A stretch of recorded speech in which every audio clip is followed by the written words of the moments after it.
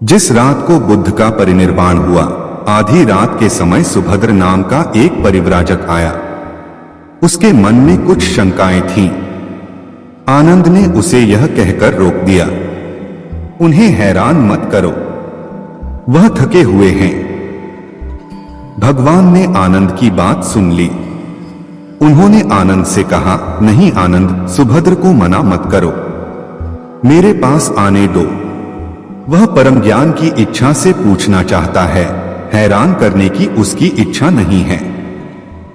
पूछने पर जो मैं उसे कहूंगा वह उसे जल्दी ही समझ लेगा। मध्यरात्रि में उस अवस्था में सुभद्र की तथागत से उपदेश सुनने का सौभाग्य मिल गया। एक बड़ी दुखियारी स्त्री थी। पति पुत्र परिवार सब उसका नष्ट हो गया था। मारे दुख के वह पागल हुई फिरती थी। कपड़े पहनने का भी उसे होश न था। उसका नाम पटाचारा था। एक दिन घूमते हुए वह बुद्ध के पास जैतवन आराम में आ गई। उस नंगी स्त्री को देखकर लोगों ने कहा, यह पागल है, इसे इधर मत आने दो। बुद्ध ने कहा, इसे मत रोको। जैसे ही वह पास आई, बुद्ध ने कहा, भगिनी स्मृति लाभ कर। स्त्री को कुछ होश आया। लोगों ने उस पर कपड़े डाल दिए जिन्हें उसने ओढ़ लिया। स्त्री फूट फूट कर रोने लगी। बुद्ध ने अपने उपदेशामृत से उसके शोक को दूर कर दिया। बुद्ध का एक भिक्षु शिष्य था वक्कली। वह एक बार बीमार पड़ गया। उसने अपने एक साथी भिक्षु के द्वारा भगवान का दर्शन करने की अपनी इच्छा उन तक पहुंचवाई। भगवान उसकी इच्छा पूरी करने उसके पास गए। दूर से भगवान को आता देखकर वक्कली उनका सम्मान करने और उनको आसन देने के लिए चारपाई से उठने की चेष्टा करने लगा। भगवान ने उसे यह कहकर रोक दिया कि अलग आसन तैयार है, उसके हिलने डुलने की आवश्यकता नहीं है, और वह बिछे आसन पर बैठ गए।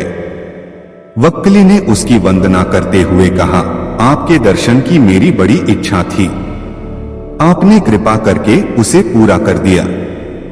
बुद्ध ने कोमल स्वर में कहा, वक्कली शांत हो जा, तेरी जैसी गंदी काया है वैसी ही मेरी है। वक्कली, इस गंदी काया को देखने से क्या लाभ? जो धर्म को देखता है वह मुझे देखता है, जो मुझे देखता है वह धर्म को देखता है। भगवान बुद्ध गृहस्थों के प्रति बड़ी सहानुभूति रखते थे। एक बार सुप्रवासा नामक स्त्री के बच्चा होने वाला था और वह असहा वेदना से पीड़ित थी। उसने अपने पति के द्वारा बुद्ध के चरणों में प्रणाम अर्पित करवाया।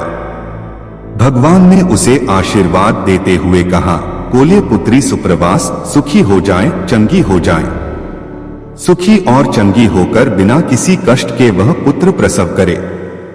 ब्राह्मणों के साथ भी उनकी पूरी सहानुभूति थी, जैसे कि विश्व के सभी प्राणियों के साथ उनकी पूरी सहानुभूति थी।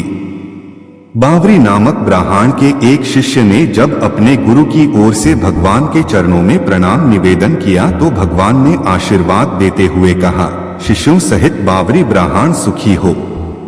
मानवक, तुम भी सुखी हो, चिरजीवी हो।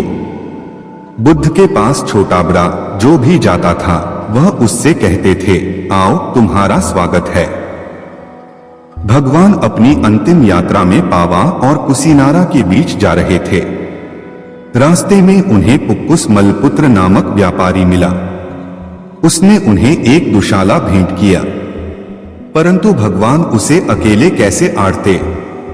वह अपने शिष्य आनंद को सम्मिलित करना चाहते थे।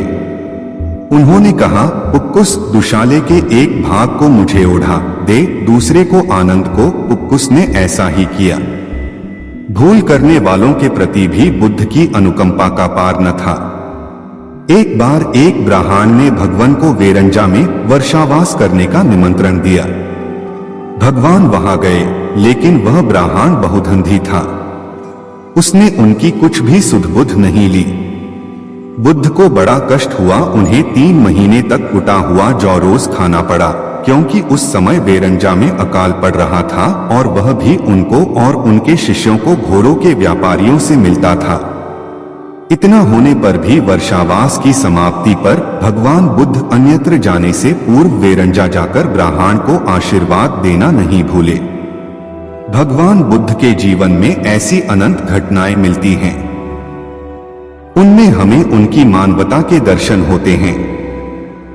उनके जीवन में कोमलता की पराकाष्ठा थी और उनकी वाणी में अपूर्व माधुर्य था जो सबको अपनी ओर खींचता था। उनके मुंह से क्रोध भरा शब्द कभी नहीं निकलता था। वह मनुष्य थे परंतु मनुष्य की दुर्बलताओं से ऊपर उठ चुके थे। उनके व्यक्तित्व में मानवता की शुभ ज्योत्सना धर्म की स्थिति बनकर चमकी। एक बार बुद्ध कहीं प्रवचन दे रहे थे। अपनी देशना खत्म करते हुए उन्होंने आखिर में कहा, जागो, समय हाथ से निकला जा रहा है। सभा विसर्जित होने के बाद उन्होंने अपने प्रिय शिष्य आनंद से कहा, चलो थोड़ी दूर घूम कर आते हैं। आनंद बुद्ध के साथ चल दिए। अभी वे विहार के मुख्य द्वार तक ही पहुंचे थे कि एक किनारे रुककर खड़े हो गए। प्रवचन सुनने ये लोग एक एक कर बाहर निकल रहे थे, इसलिए भीड़ सी हो गई थी। अचानक उसमें से निकलकर एक स्त्री गौतम बुद्ध से मिलने आई। उसने कहा, तथागत, मैं नर्तकी हूं। आज नगर के श्रेष्ठी के घर मेरे नृत्य का कार्यक्रम पहले से तय था, लेकिन मैं उसके बारे में भूल चुकी थी। आपने कहा समय निकला जा रहा है तो मुझे तुरंत इस बात की याद आई। धन्यवाद तथागत। उसके बाद एक डकैत बुद्ध की ओर आया। उसने कहा, तथागत, मैं आपसे कोई बात छिपाऊंगा नहीं। मैं भूल गया था कि आज मुझे एक जगह डाका डालने जाना था कि आज उपदेश सुनते ही मुझे अपनी योजना याद आ गई। बहुत बहुत धन्यवाद। उसके जाने के बाद धीरे धीरे चलता हुआ एक बूढ़ा व्यक्ति बुद्ध के पास आया। वृद्ध ने कहा, तथागत, जिंदगी भर दुनियावी चीजों के पीछे भागता रहा। अब मौत का सामना करने का दिन नजदीक आ जा रहा है। तब मुझे लगता है कि सारी जिंदगी यूं ही बेकार हो गई। आपकी बातों से आज मेरी आंखें खुल गई। आज से मैं अपने सरे दुनियावी मोह छोड़कर निर्वाण के लिए कोशिश करना चाहता हूं। जब सब लोग चले गए तो बुद्ध ने कहा, देखो आनंद, प्रवचन मैंने एक ही दिया, लेकिन उसका हार किसी ने अलग अलग मतलब निकाला। जिसकी जितनी झोली होती है उतना ही दान वह समेट पाता है। निर्वाण प्राप्ति के लिए भी मन की झोली को उसके लायक होना होता है। इसके लिए मन का शुद्ध होना बहुत जरूरी है। भगवान बुद्ध से एक भिक्षु ने पूछा कि मैं सुखी होना चाहता हूं, क्या करूं? बुद्ध ने कहा कि तुम अपने मन से भोगों को निकाल दो। भोगों का लगाव तुम्हें सुखी होने नहीं देगा। भोगों से मित्रता मत करो, उनकी मित्रता तुमको नरक की ओर ले जाएगी। संसार के भोग चोर के समान हैं। ये चोर तुम्हारी आयु को धीरे धीरे नष्ट करते रहेंगे। अपने मन से स्वार्थ की भावना को बिल्कुल निकाल दो। ऐसा करने से तुम्हारे मन में समय ज्ञान उत्पन्न होगा। उस ज्ञान के सहारे तुम धीरे धीरे वैराग्य को प्राप्त कर लोगे। वैराग्य सर्व सुखों का खजाना है। एक भिक्षु ने पूछा कि मैं लोभ को मिटा नहीं पा रहा, भगवान, मैं क्या करूं? बुद्ध ने कहा कि तुम लोभ को एक सीमा में बांध दो। इस अंकुश से उसकी शक्ति कम हो जाएगी। अगर लोभ से सावधान नहीं होगे तो जीवन दुखों से भर जाएगा। लोभ एक प्रकार का फटा हुआ थैला है। उसको जितना भी भरोगे वह भर नहीं पाएगा। लोभ एक प्रकार का नशा है। तुम कितना भी संग्रह करो फिर भी तुम्हारा मन तृप्त नहीं हो सकता। लोभी मन की भूख कभी भी मिट नहीं सकती। संग्रह करना छोड़ दो क्योंकि साथ में कुछ भी नहीं जाता है। बांटना प्रारंभ कर दो। जितना जितना बांटते जाओगे उतनी उतनी शांति तुम्हारे पास आती जाएगी। एक भिक्षु ने पूछा कि आत्मा कैसा है? बुद्ध ने कहा कि आत्मा आनंद है, आत्मा प्रेम है, आत्मा शांति है, आत्मा पूर्ण है, आत्मा निराकार है, आत्मा सर्वव्यापक है, आत्मा तीनों कालों में नित्य है, आत्मा अजर अमर है, आत्मा अद्वितीय है, आत्मा पुरातन है अर्थात पुराने से भी पुराना होते हुए नए से भी नया है। आत्मा स्त्री पुरुष और पशु पक्षी आदि सब जीवों में समाया हुआ है। वह सबका चेतन और सबका साक्षी है। आत्मा सबका दृष्टा है। आत्मा सब जीवों में विद्यमान है। वह सब जीवों का जन्म और मृत्यु भी देखता है। शरीर का बचपन, यौवन और बुढ़ापा भी देखता है। आत्मा स्वयं प्रकाश है, उसको किसी अन्य प्रकाश की जरूरत नहीं है। आत्मा निरंजन है, जिसमें नाम मात्र का भी मैल नहीं है। आत्मा विकारों से रहित है। आत्मा अविनाशी है और वह जन्म मरण से रहित है। वह शाश्वत है अर्थात सदा है। आत्मा न तो किसी को मारता है और न ही किसी के द्वारा मारा जाती है। आत्मा को शस्त्र नहीं काट सकते, इसको आग नहीं जला सकती, इसको पानी नहीं डुबो सकता और वायु नहीं सुखा सकता। आत्मा सनातन है अर्थात वह सदा रहने वाला अनादि है। आत्मा तटस्थ है, आत्मा पूर्ण है और तृप्त है। आत्मा परम पवित्र है। आत्मा को इंद्रिया, मन और बुद्धि नहीं जान सकते, इसलिए वह अव्यक्त है। आत्मा तो इन सबसे दूर है, इसलिए वह अचिंत्य है। आत्मा आश्चर्यमय है क्योंकि उसको कोई विरला ही जान पाता है। आत्मा का अनुभव करना सबसे बड़ा कार्य है। आत्मा अवध्य है क्योंकि उसका कभी भी किसी भी साधन से कोई भी नाश नहीं कर सकता। आत्मा सदा भरपूर और पूर्ण है। उसका जो अनुभव कर लेता है वह आनंद को प्राप्त कर लेता है। गौतम को घर छोड़े 7 साल बीत चुके थे। वे राजगृह में प्रवचन करते थे। उनके पिता राजा शुद्धोधन ने 1 वर्ष के भीतर 10 दूत उनके पास भेजे थे कि एक बार दर्शन दे दो। वे कपिलवस्तु पहुंचे। उनके साथ उनके दोनों प्रिय शिष्य सारिपुत्र और मौदगल्याण भी थे। वहीं दोनों शिष्य जिनकी अस्थियां सांची के दूसरे स्त्रीरूप से मिली थीं, उन्होंने कपिलवस्तु के दक्षिणी छोर से भिक्षाटन शुरू किया। संघ के सैकड़ों लोग उनके साथ थे। उन्हें देखने पूरा नगर उमड़ पड़ा था। अपने प्रिय राजकुमार को भीख मांगता देख लोग रो पड़े थे। राजा को पता चला तो वे अपने बेटे को देखने सड़क पर आ गए। बहुत आग्रह करने के बाद शाक्य मुनि ने राजा पिता का निमंत्रण स्वीकार किया और राजभवन में गए। राजा ने संघ के अन्य भिक्षुओं को भवन के विशेष परिसर में ठहराया। जब शुद्धोधन शाक्य मुनि का हाथ पकड़कर चल रहे थे तो अवश्य ही उनके चेहरे पर पिता होने का वह भाव आया होगा जो पुत्र का मार्गदर्शक होने के नैसर्गिक अधिकार से भरा होता है। खुद शाक्य मुनि इस अधिकार में हस्तक्षेप नहीं कर सकते थे। भवन में राहुल की माता यशोधरा के पास भी तुरंत यह संदेश पहुंचा कि गौतम लौट आए हैं, वे जाएं और अपने पति से मुलाकात करें। लेकिन यशोधरा ने इनकार कर दिया। गौतम उसे छोड़कर गए थे, आज लौटे हैं तो वह क्यों जाए भला उनका सत्कार करने। यशोधरा ने संदेश भिजवाया, यदि एक पल के लिए भी आर्यपुत्र ने मुझ में कोई गुण देखा हो तो वे स्वयं इस कक्ष तक आएंगे जहां से वे आधी रात बिना बताए चले गए थे। तथागत राहुल माता का संदेश पाकर उनके कक्ष की ओर बढ़े।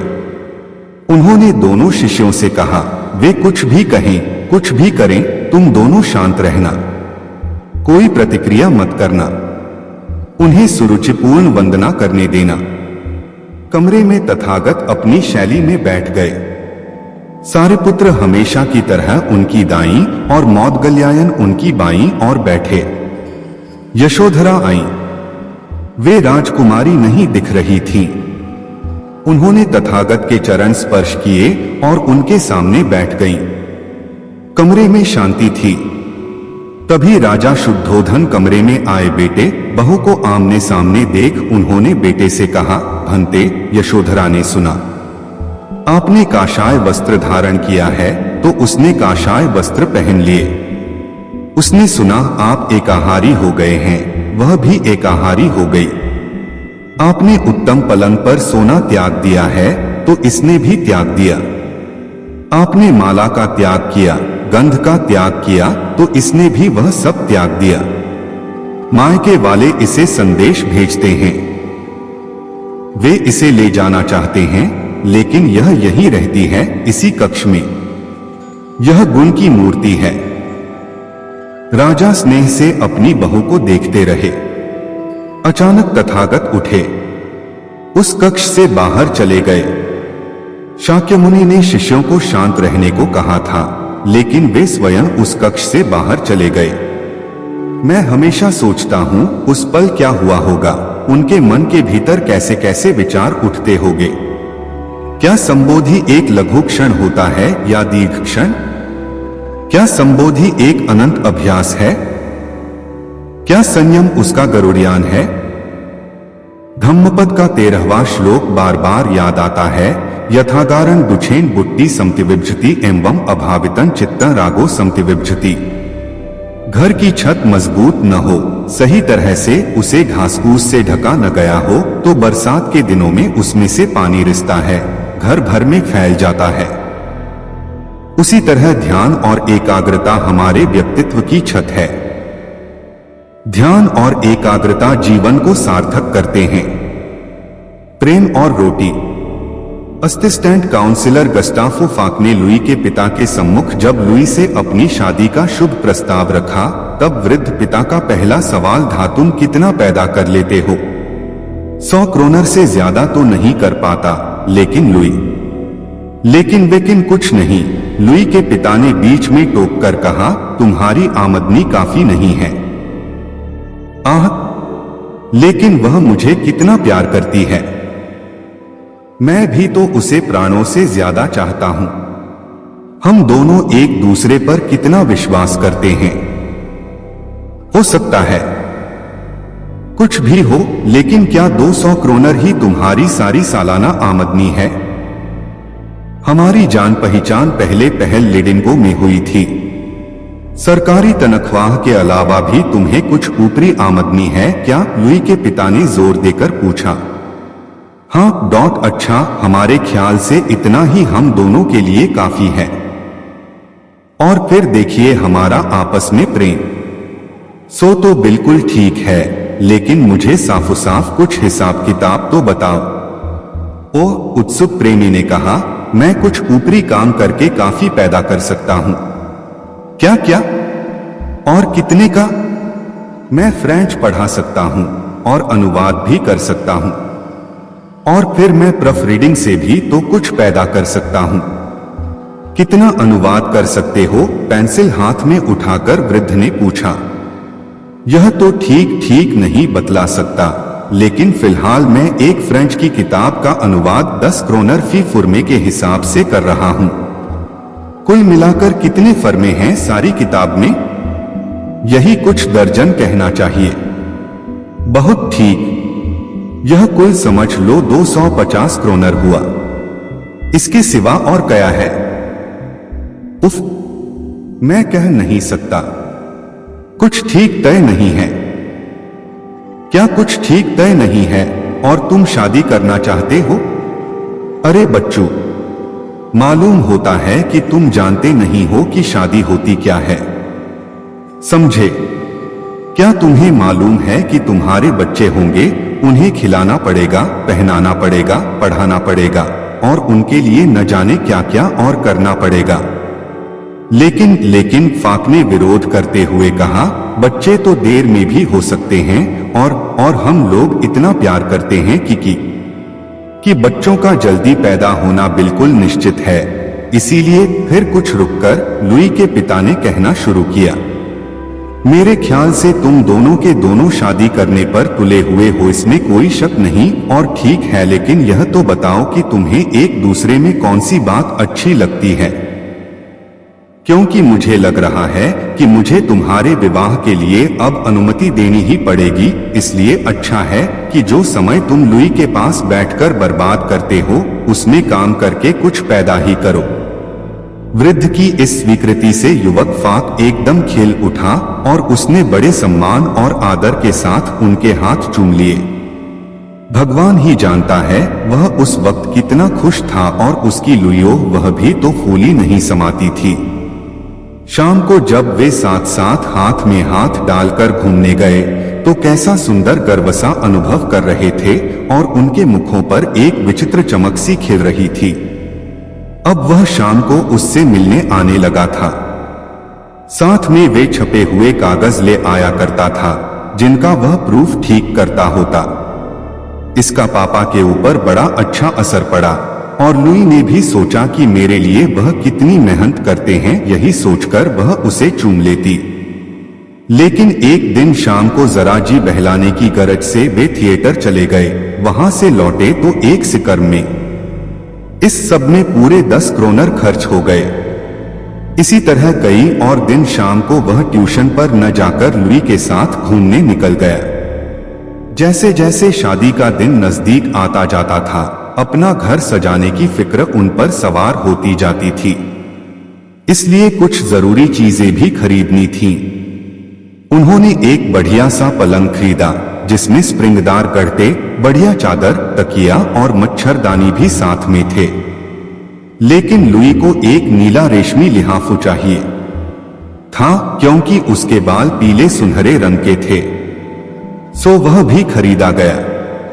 इसके सिवाय उन्होंने लाल शेड वाला एक लैंप खरीदा, वीनस की एक चीनी की प्रतिमा खरीदी और एक मेज ली जिसमें चाकू, छुरी, कांटे और शीशे के बर्तनों का एक बढ़िया सेट भी शामिल था। रसोई के लिए बर्तन खरीदने में लुई ने अपनी मां की सलाह और सहायता ली। तो इस तरह बेचारे असिस्टेंट काउंसिलर की नाक में दम था, इधर से उधर मकान ढूंढने के लिए दौड़े दौड़े फिरता, कारीगरों के काम की देखभाल करता, सब फर्नीचर आ गया या नहीं यह खबर रखता, चेक लिखता, क्या क्या नहीं करना पड़ रहा था बेचारे को। और इस बीच में स्वाभाविक ही है कि गस्टाफो कुछ पैदा नहीं कर सकता था। उसने सोचा शादी हो जाने पर फिर सब ठीक हो जाएगा, खूब किफायतशारी करेंगे। सबसे पहले तो एक छोटा सा ही मकान लेकर रहेंगे और फिर सच बात तो यह है कि बड़े मकान के मुकाबले में छोटे मकान की सजावट अच्छी और आसानी से हो जाती है। तो इसलिए उन्होंने पहली मंजिल पर 600 क्रोनर पर एक मकान किराए पर लिया जिसमें 2 कमरे, एक रसोई और जिन्स के लिए एक कोठरी थी। पहले लुई का ख्याल था कि खुली छत वाले 3 कमरे ठीक रहेंगे। फिर उसने सोचा, जब हम एक दूसरे से इतना प्यार करते हैं तब इन सब बातों से क्या होता है। आखिर कमरे सजस जाकर ठीक हो ही गए। सोने के कमरे में 2 पलंग इस तरह खड़े थे माना किसी रथ के पहिए हों और वह रथ जीवन यात्रा पर चल दिया हो। नीले नीले लिहाफू, दूध सी सफेद पलंग की चादरें, बेलबूटों से कढ़े हुए तकिए के गिलाफू सब तितर बितर पड़े हुए बड़े खुशनुमा लग रहे थे। 200 क्रोनर का लुई का पियानो था जो दूसरे कमरे में रखा था। दूसरा कमरा बैठने, खाने और पढ़ने लिखने के लिए भी था। इसमें एक बड़ी और बढ़िया राइटिंग टेबल और मेल खाती हुई कुर्सियों के साथ एक डाइनिंग टेबल थी, एक बड़ा गिल्ट के फ्रेम का दर्पण, एक सोफा और एक किताबों का केस सारे के सारे कमरे की शोभा को बढ़ाकर जैसे उसमें बड़ा सुख और आराम सा भरे देते थे। विवाहोत्साह शनिवार की रात को संपन्न हुआ था और दूसरे दिन रविवार को काफी दिन चढ़े तक पति पत्नी सोए हुए थे। गस्टाफो पहले उठ बैठा, हालांकि सूरज की तेज रोशनी किवाड़ों की संदों में होकर आ रही थी, फिर भी उसने किवाड़ों को खोला नहीं।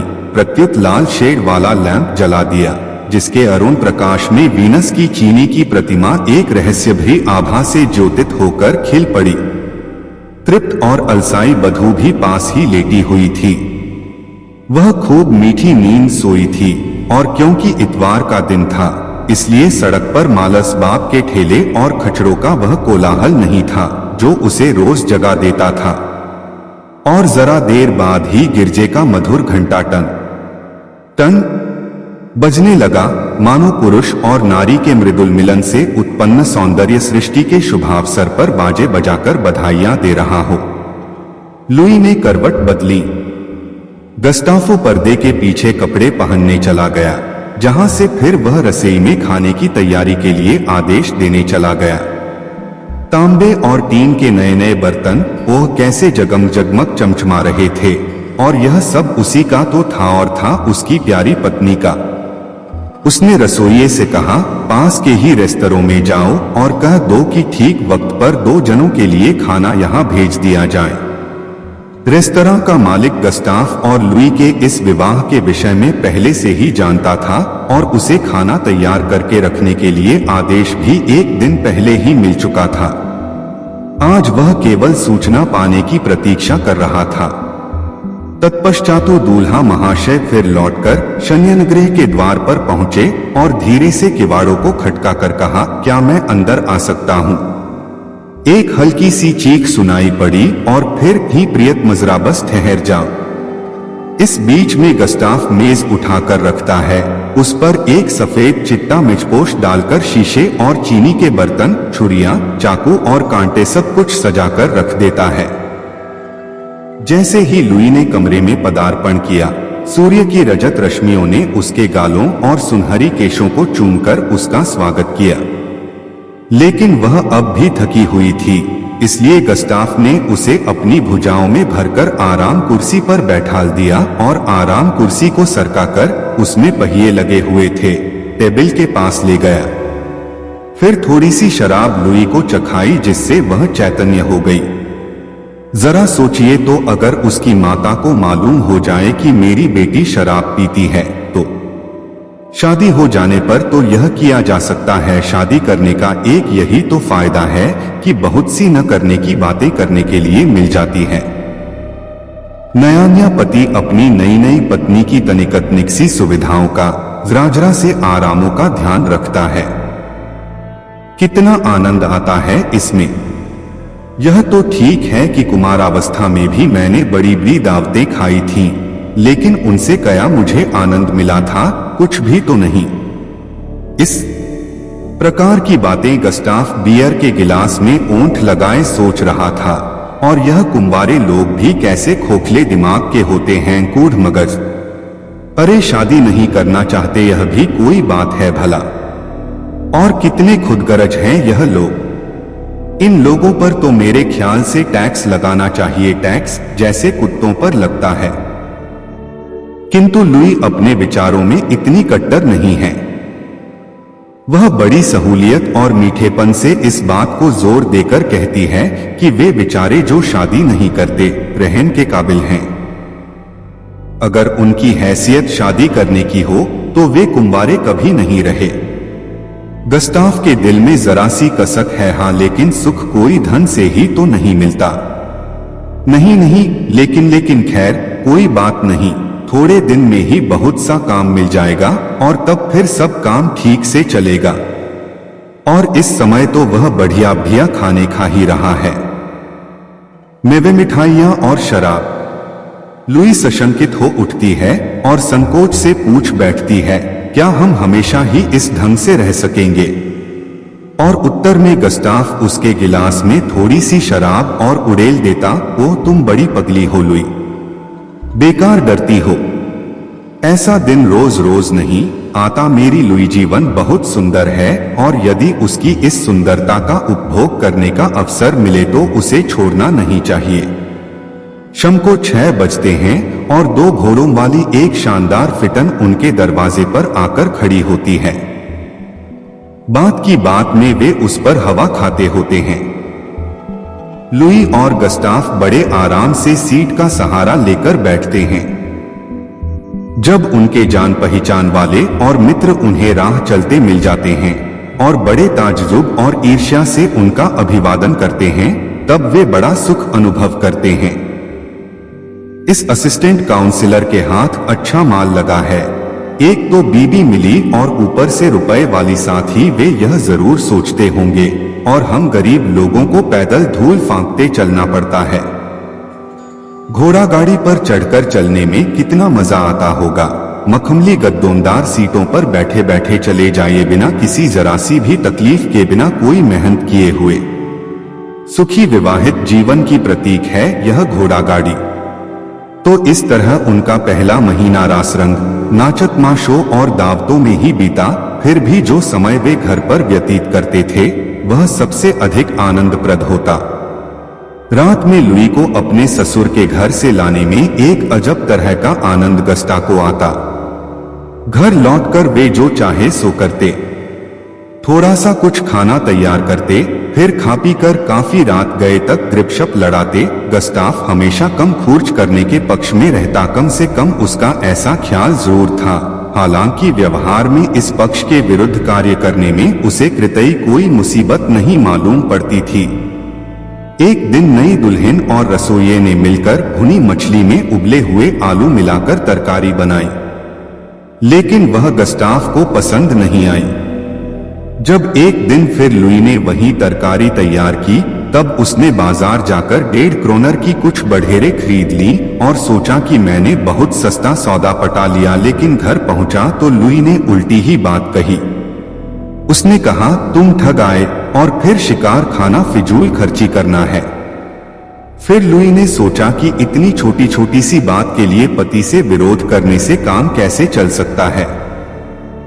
कुछ महीनों बाद लुई फाक की तबीयत खराब हो गई, लेकिन बात क्या थी यह किसी की समझ में नहीं आता था। क्या सर्दी लग गई? क्या पीतल या तांबे के बर्तनों में खटाई की कोई चीज भूल से रखने की वजह से जहरीली हो गई होगी और उसे लुई शायद खा गई हो। डॉक्टर को लुई को देखने के लिए बुलाया गया। उसने खूब अच्छी तरह परीक्षा करने के बाद कहा, कुछ भी तो बीमारी नहीं है, और ठट्टा मारकर हंस पड़ा। लेकिन लुई तो बहुत बीमार थी। शायद दीवार के कागज में संख्या आ रही हो और वह हवा में उड़कर उसकी सांसों द्वारा अंदर पेट में पहुंच गई हो। इसलिए गस्टाफो दीवार का कुछ कागज छुड़ाकर एक केमिस्ट के यहाँ ले गया और उसने कहा कि इसका ठीक से बारीक विश्लेषण करो। और केमिस्ट के वैज्ञानिक विश्लेषक ने घोषणा की कि इस कागज में किसी तरह की कोई भी जहरीली चीज नहीं है। लुई की बीमारी कम नहीं हो रही थी। किताबें पढ़ना शुरू की और उसे लुई की बीमारी बुकदंद डॉक्टर लगी। बस उसने अपना इलाज करना शुरू कर दिया।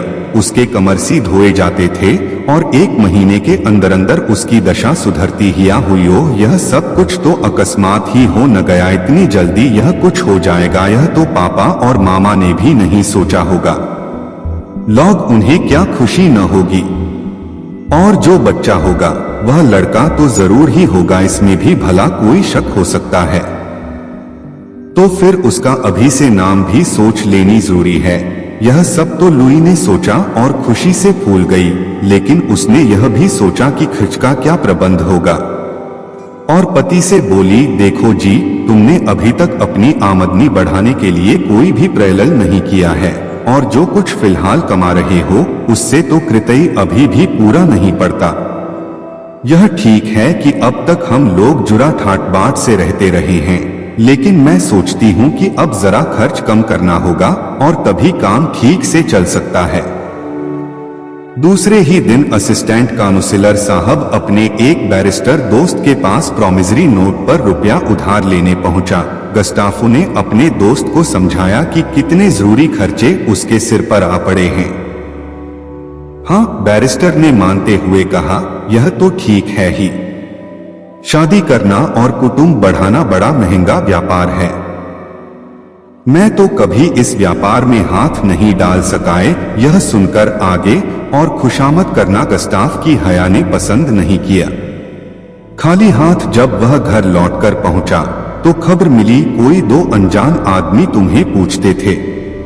नहीं नहीं, वे सैनिकों की तरह हट्टे कट्टे जवान थोड़े ही थे, वे काफी प्रौढ़ व्यक्ति थे। अरे तब मेरे उपसला के मिलने वाले होंगे, मेरी शादी के बारे में सुनकर आए होंगे। जही नहीं नौकर बीच में टोककर बोला, वे उपसला वाले नहीं थे, वे यहीं के स्टाखामी थे और लाठियां लिए हुए थे। हमारी समझ में तो कुछ आया नहीं, लेकिन वे कह गए हैं कि हम अभी लौटकर आते हैं।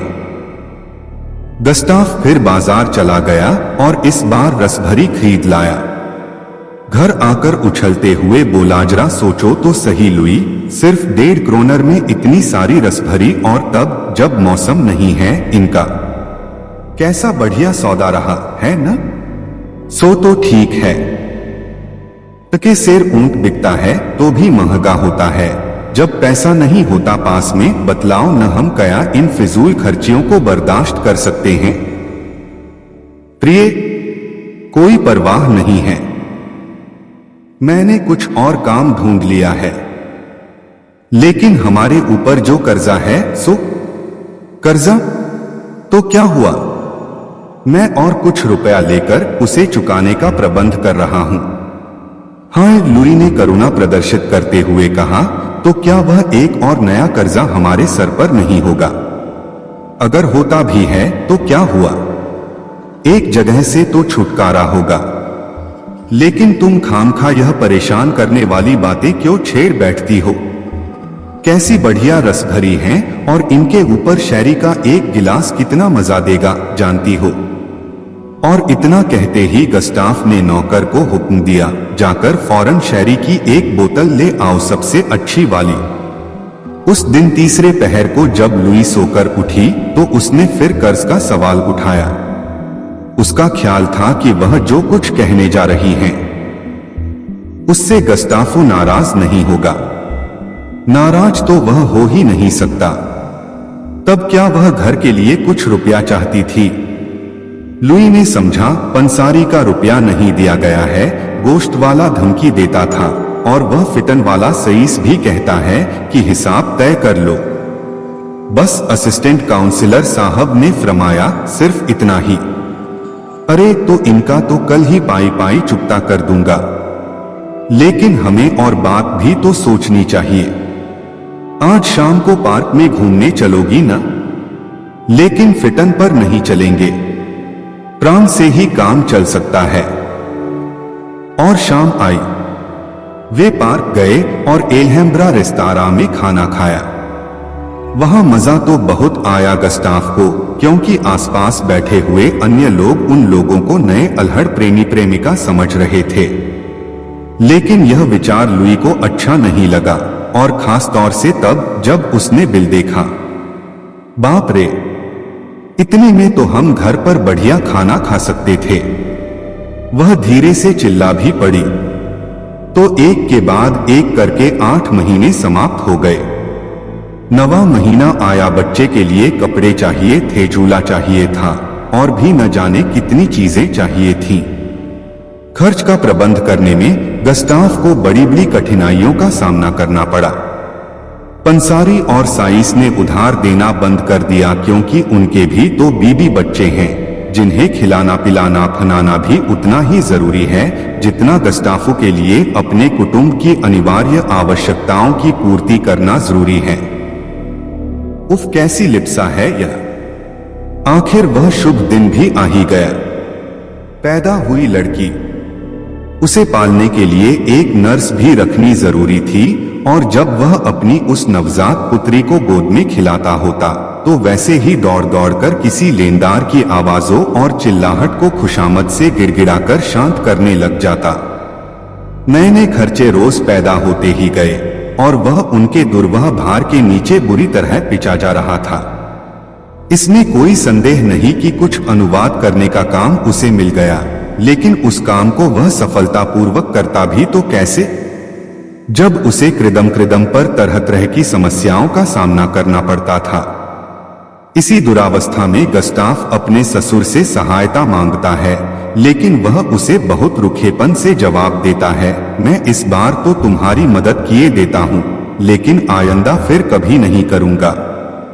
मेरे पास जो कुछ भी थोड़ा सा बचा है वह मेरे ही लिए काफी नहीं है, और फिर तुम ही मेरे लिए अकेले नहीं हो। खैर, तो जैसे तैसे काम चला ससुर की सहायता से। माँ के लिए बढ़िया बढ़िया भोजन जरूरी थे ही, चूजे और बढ़िया शराब भी तो, और बच्ची के लिए रखी गई नर्स को भी वेतन देना ही पड़ता था। खैर सौभाग्यवश जैसे तैसे लुई फिर बिल्कुल अच्छी हो गई। उसका पहला सौंदर्य और आकार लौट आए। तब एक दिन ससुर ने फिर दामाद से कहा, अगर बर्बाद नहीं होना चाहते तो अब आइंदा और बच्चों के लिए कोशिश मत करना। फिर भी कुछ दिनों तक गस्टाफो फाक का छोटा सा कार्टून प्रेम और रेम पर पलता रहा, लेकिन और कब तक पलता रहता। एक दिन दिवालियेपन ने आकर गला दबोच ही तो लिया। घर के मालस बाप की कुर्की पर चढ़ने की नौबत आ गई। तब एक दिन लुई के पिता आकर मां बेटी दोनों को लेकर चलते बने। सिकर्म में बैठते बैठते वृद्ध यह कहने से न चुका, मैंने अपनी पुत्री एक ऐसे शख्स को उधार दी थी जिसने उसकी इज्जत उतारकर उसे साल भर बाद ही लौटा दिया। लुई खुशी से गस्टाफ के साथ रहती, लेकिन वहां तो पेट के लिए एक नाज का दाना तक भी तो नसीब नहीं था। वह अकेला रह गया। एक दिन कुक अमीन वही लाठी वाले लोग आए और उसके मकान से रसोई के बर्तन तक उठाकर ले गए। घर में न एक फूटी कौड़ी बची, न पानी पीने को एक गिलास और न लेटने को टूटी चारपाई और न फटा बिस्तर ही। गस्टाफो का असली जीवन अब शुरू हुआ था। उसने किसी तरह एक दैनिक समाचार पत्र में प्रूफरीडी की जगह पाली थी, जहां उसे रात को 8-8, 10-10 घंटे तक काम करना पड़ता था। सरकारी नौकरी उसकी अब भी बाकी थी, हालांकि तरक्की रुक गई थी क्योंकि वह दिवालिया घोषित नहीं किया गया था। ससुर साहब ने उसके ऊपर इतनी दया जरूर की कि उसे इतवार को अपनी पत्नी और पुत्री से मिलने की अनुमति दे दी, लेकिन एक क्षण के लिए भी वह लुई को अकेले में गस्टाफ के पास नहीं रहने देता था। जब शाम को वह अपने अखबार के ऑफिस में जाने लगता था तो वे लोग उसे दरवाजे तक पहुंचाने आते थे और वह अपने कुचले हुए मरे हुए आत्मसम्मान को लेकर विदा हो जाता था।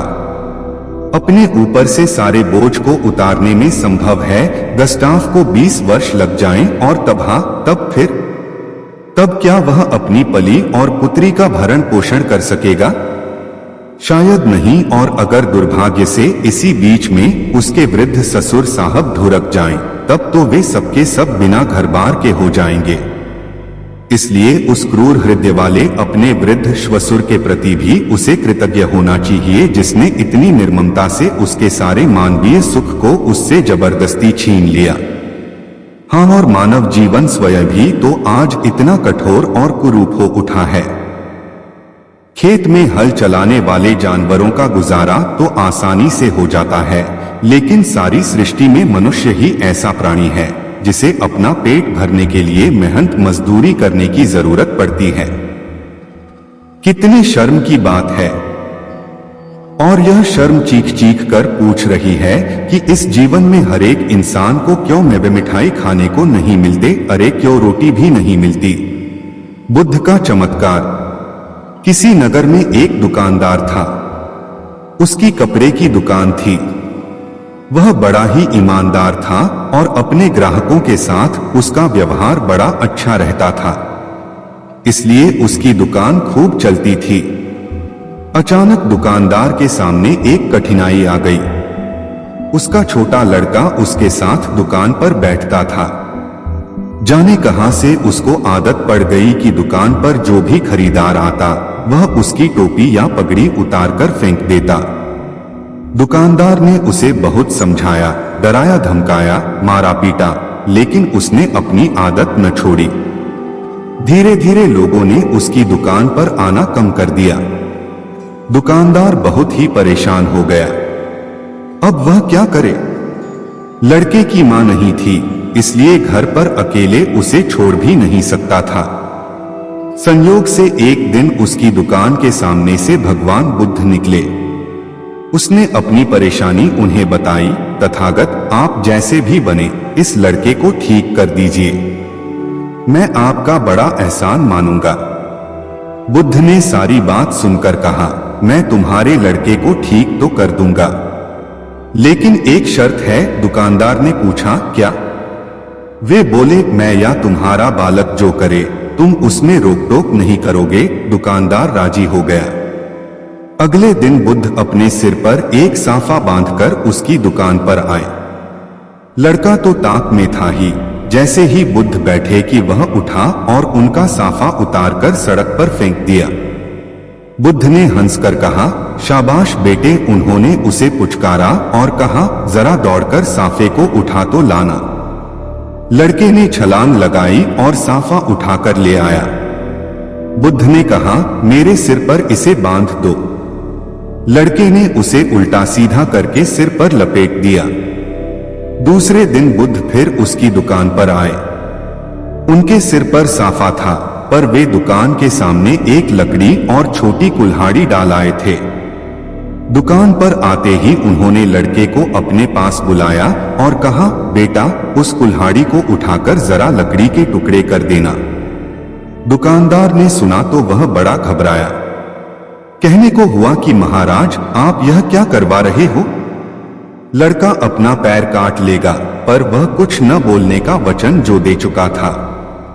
लड़के ने कूदकर कुल्हाड़ी उठा ली और लकड़ी को काटने लगा।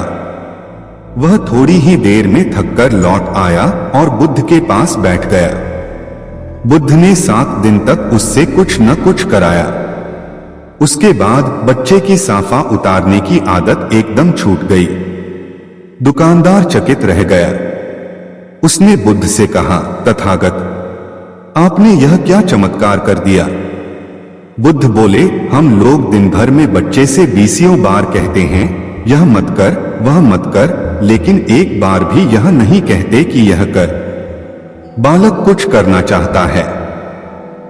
तुमने देखा, जब जब मैंने तुम्हारे लड़के को कुछ करने को कहा, उसने कितने आनंद से उस काम को किया।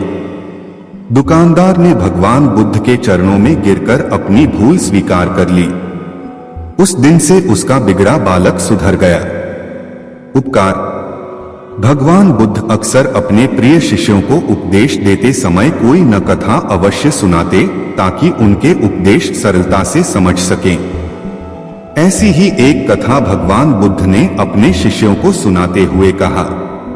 एक स्त्री थी, उसकी आंखें चली गई। पहले एक गई, फिर दूसरी। वह बहुत परेशान रहने लगी। पति अपनी अंधी पत्नी का बोझ कब तक उठाता? वह उससे अलग रहने लगा। उसकी छोटी लड़की ने भी उससे मुंह मोड़ लिया। स्त्री हर काम के लिए पराश्रित थी, पर उसे कौन सहारा देता? ऐसी हालत में उसकी एक पुरानी सहेली उसके पास आकर रहने लगी, लेकिन उसका व्यवहार बड़ा अजीब था। वह स्त्री जब पानी मांगे तो एक बार पिला देती, दूसरी बार मांगने पर कह देती, मैं तुम्हारी नौकर नहीं हूं, उठो, घड़े से लेकर अपने आप पी लो।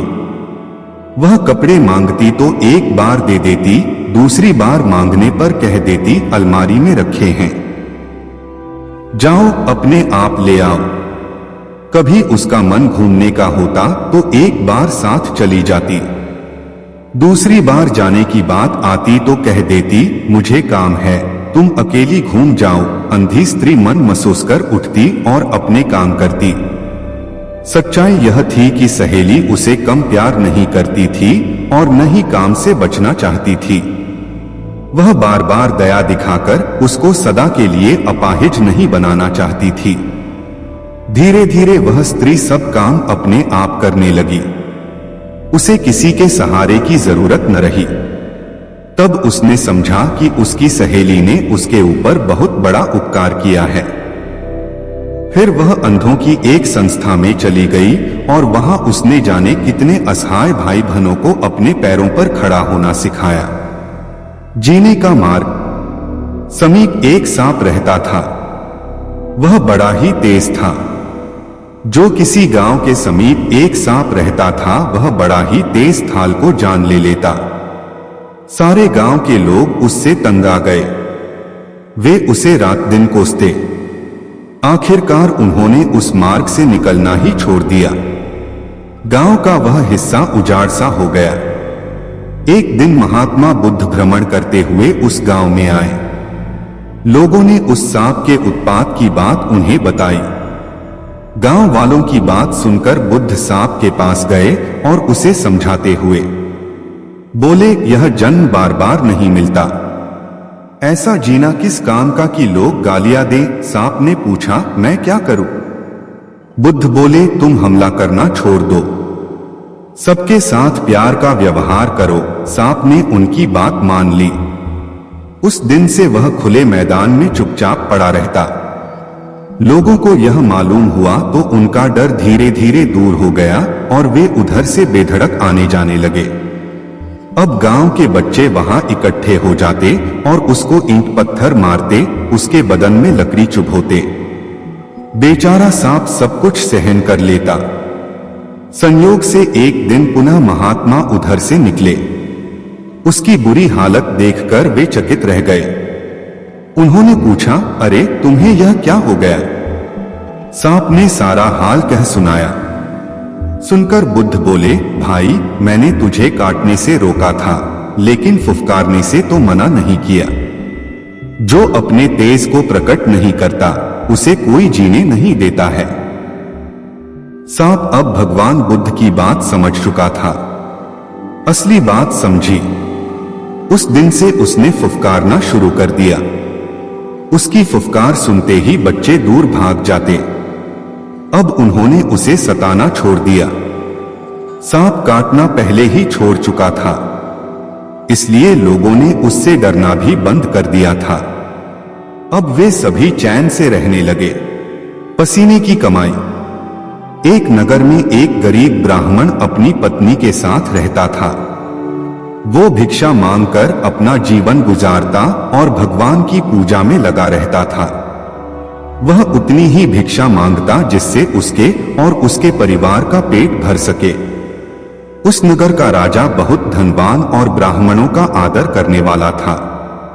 राजा किसी भी ब्राह्मण को अपने महल से खाली हाथ नहीं जाने देता था। दूर दूर से ब्राह्मण राजा के पास आते और मुमांगा दान लेकर आशीर्वाद देते हुए चले जाते।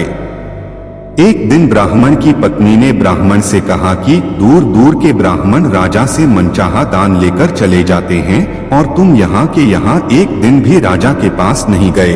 जन्म भर कंगाली कहाँ तक झेलूं? आज तुम जाओ और राजा से कुछ मांग कर लाओ। ब्राह्मण ने अपनी पत्नी को समझाते हुए कहा, तू तो बाबरी है, हमें धन की क्या जरूरत? हमें इतना तो मिल ही जाता है जिससे हम अपना पेट भर सकें, और राजा का धन अच्छा नहीं होता, वो हमें नहीं लेना चाहिए।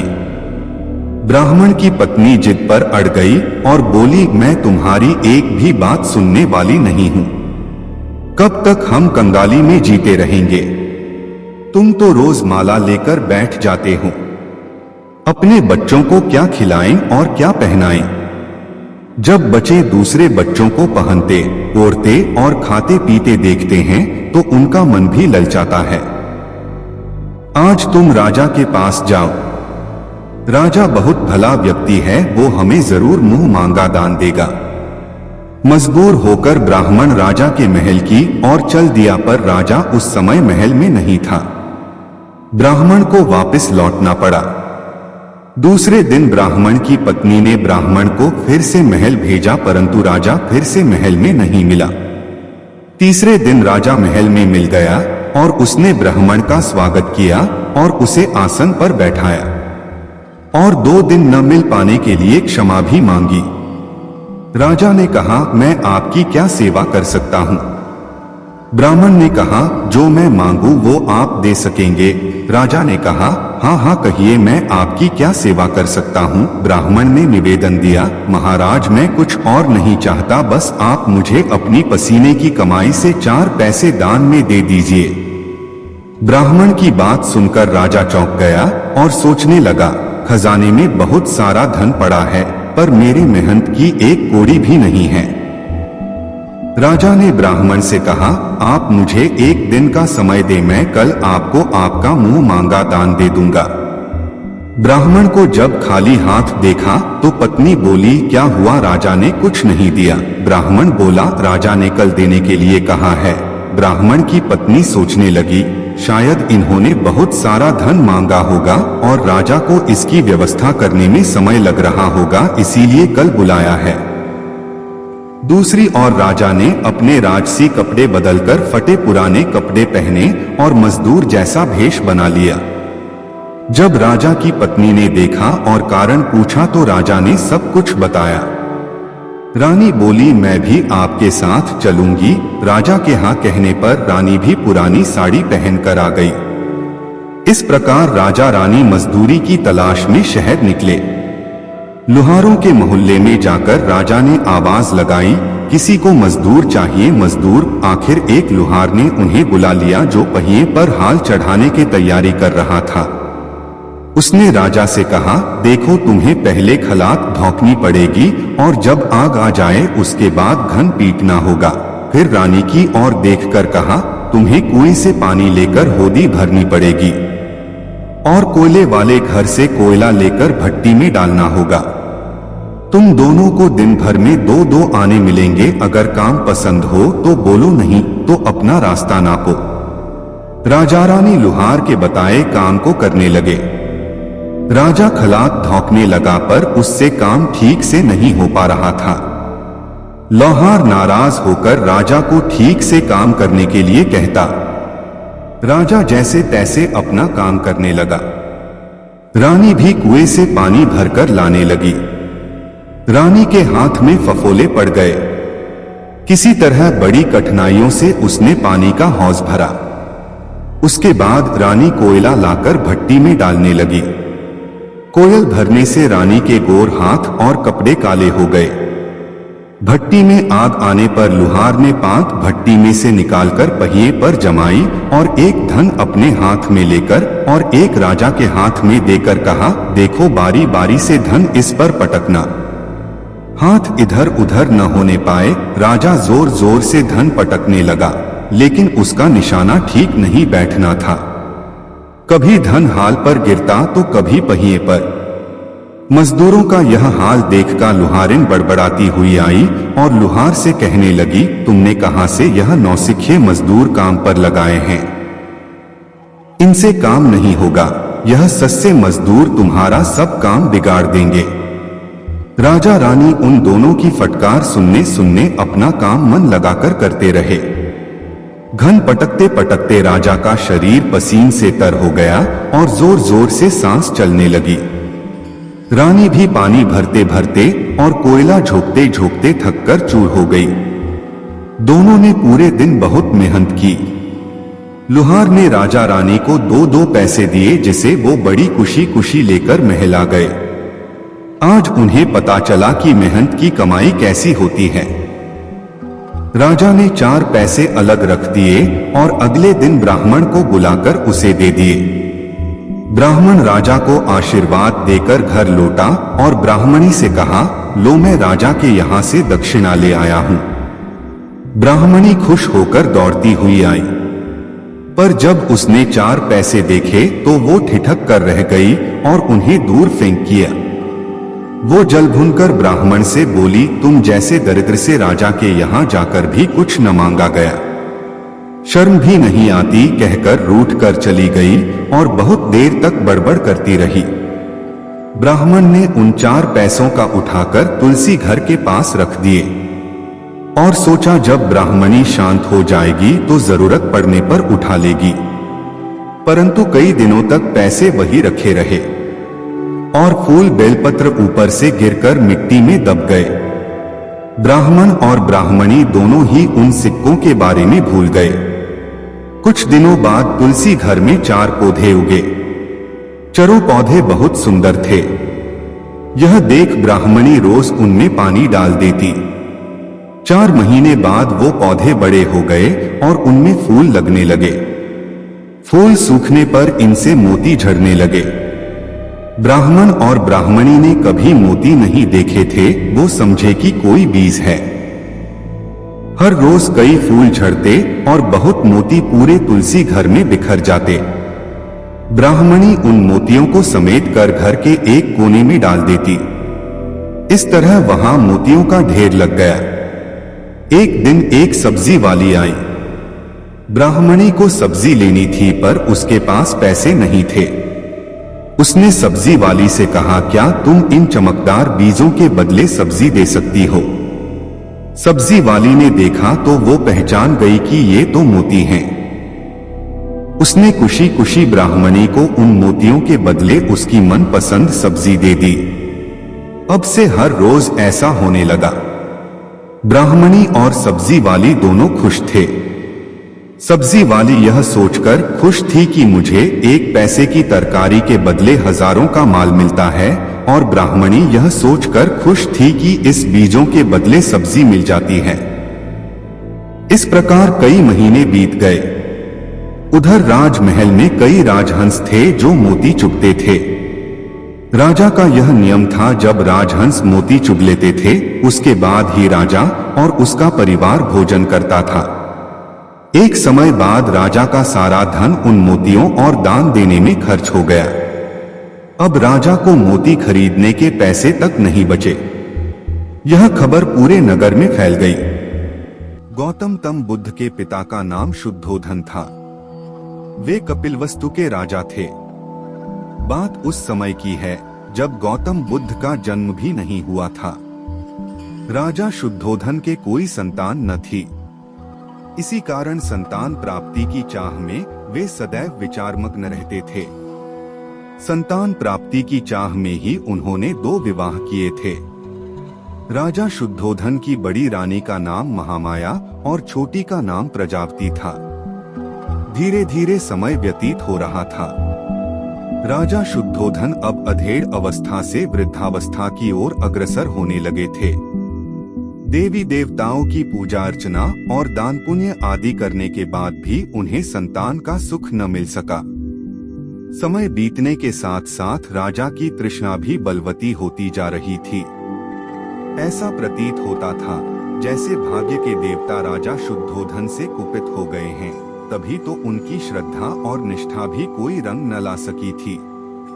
अब राजा की तृष्णा चिंता और गहन चिंता में बदलने लगी थी। राज्य में चारों ओर सुख, शांति और समृद्धि थी, किंतु अपना उत्तराधिकारी न होने के कारण यह सब कुछ राजा को निरर्थक ही प्रतीत होता था। निःसंतान होने का दुख राजा शुद्धोधन को ही नहीं, रानी महामाया और रानी प्रजापति को भी था। इस चिंता को दूर करने का उपाय किसी के हाथ में न था। अतः वे सभी मौन थे। एक समय की बात है कि रानी महामाया रात्रिकाल में अपने इष्ट देव का स्मरण कर शैया पर लेट गई। लेटते ही उनकी आंख लग गई और उनकी आंखों के सामने भिन्न भिन्न प्रकार के सुखद स्वप्न चित्र तैरने लगे। स्वप्नों का तांता रात भर लगा रहा। स्वप्न आते रहे और सुखद अनुभूति देकर विस्मृत होते रहे। रात्रि का अंतिम प्रहर चल रहा था। रानी महामाया ने स्वप्न में देखा कि 4 यक्ष, जिनके मुखमंडल तेज से प्रदीप्त थे, उनके निकट आए। यक्षों ने रानी को प्रणाम किया और पुष्प के समान बड़ी कोमलता से उन्हें उठाकर एक ओर को उड़ चले।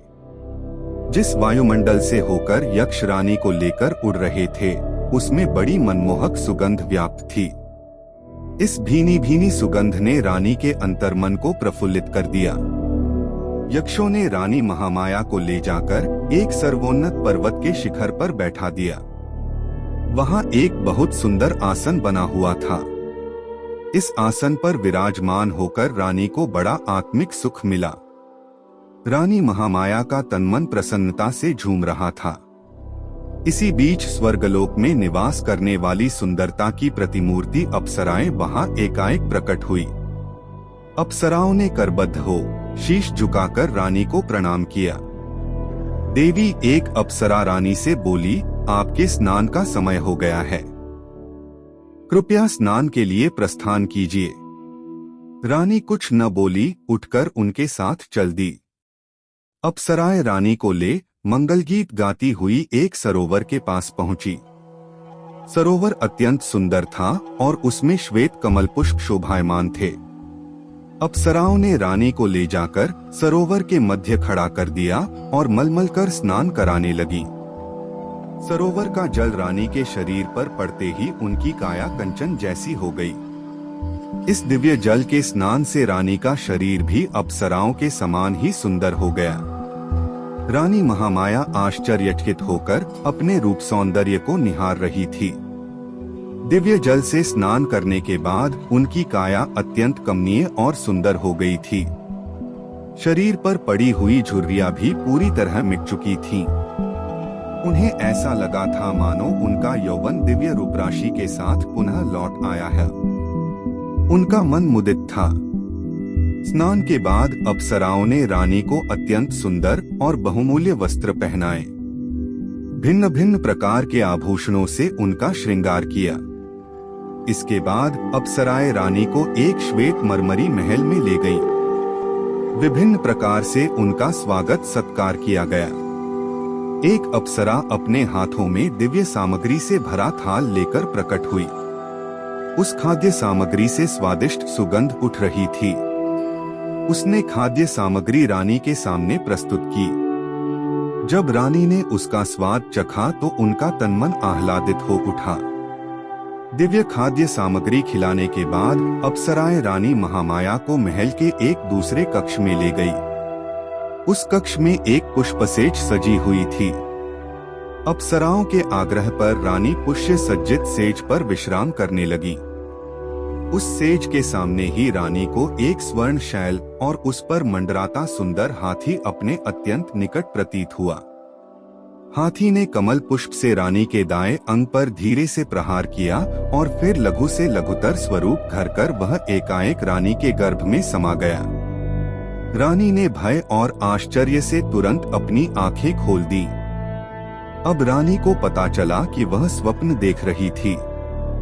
बड़ा ही आश्चर्यचकित कर देने वाला और सुखद स्वप्न था। आंख खुलते ही जिसका समापन हो गया था। जब राज ज्योतिषी ने स्वप्न के फल की गणना कर बताया कि उनके यहाँ एक यशस्वी पुत्र रत्न का जन्म होगा, तो उनको प्रसन्नता की कोई सीमा न रही। राजा ज्योतिषी की घोषणा ने जैसे राजा, रानी और प्रजा के ऊपर से चिंता की कालिमा को समाप्त कर दिया था। राजमहल में छाया सन्नाटा धीरे धीरे सिमटने लगा। ज्यों-ज्यों रानी महामाया का गर्भकाल पूर्ण होने की ओर अग्रसर हो रहा था, त्यों-त्यों राजमहल में प्रसन्नता बढ़ती जा रही थी। अब गर्भकाल लगभग पूर्ण होने को था। उस काल की प्रथा के अनुसार रानी अपने प्रथम शिशु को अपने माता पिता के गृह पर ही जन्म देती थी। इसे अत्यंत शुभ माना जाता था। ऐसा ही विचार कर रानी महामाया को उनके माता पिता के पास भेजने की व्यवस्था की गई, ताकि वे प्रथम शिशु को वहीं पर जन्म दे सकें। राजा की आज्ञा से एक सुंदर रथ को फूलमालाओं और मोतिनियों से सुसज्जित किया गया। उस रथ में रानी के साथ उनको प्रिय दासियां और परिचारिकाएं बैठीं।